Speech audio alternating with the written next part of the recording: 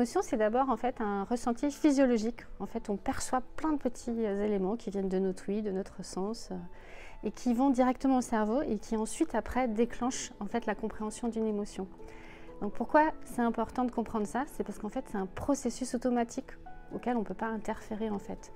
Et c'est après, dans le deuxième temps, quand on est sur la compréhension de l'émotion, que là, on peut agir sur la réaction de l'émotion. Donc si on prend par exemple le contexte d'une réunion, où à un moment donné, en fait, on est dans une équipe, on a un projet à réaliser, et on sent que l'agacement monte parce que la réunion n'avance pas, là on est directement dans la gestion de son émotion, dans la régulation de son émotion. Le fait de pouvoir à un moment donné identifier son émotion, c'est la première porte qui va nous permettre de pouvoir agir sur la régulation. Donc je prends en compte que je suis agacée, qu'est-ce qui m'agace, pourquoi je suis agacée.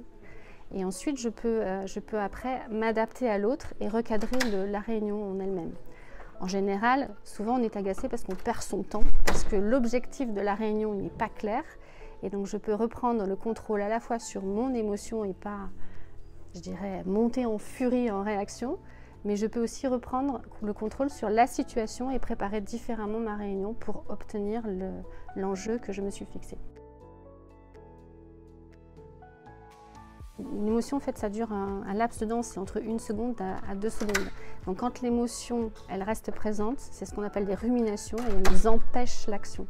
C'est à ce moment-là, effectivement, si on sent que ça nous bloque dans nos choix, dans nos activités, que c'est intéressant de se faire accompagner pour avoir une aide extérieure et pour pouvoir en fait chercher la cause et les stratégies à mettre en œuvre.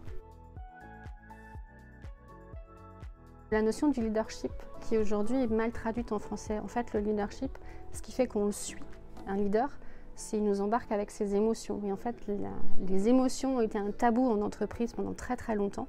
Et aujourd'hui, en fait, le partage d'une émotion, c'est ce qui va emporter l'autre et qui va développer son engagement à un projet et à une équipe. Et c'est ce qui va rendre aussi la relation managériale véritable, puisqu'en fait, on se connecte entre individus grâce en fait à nos émotions. C'est ce qu'on appelle en fait les neurones miroirs. Quand tu vas au cinéma ou tu lis un bon bouquin et que tu te mets à pleurer, c'est parce qu'à un moment donné, tu lis dans le regard de l'autre une émotion que toi-même tu vas vivre. Et en fait aujourd'hui, ramener de l'émotion dans la relation managériale, c'est ramener de la confiance, c'est ramener de l'authenticité et c'est ramener aussi de l'engagement en entreprise.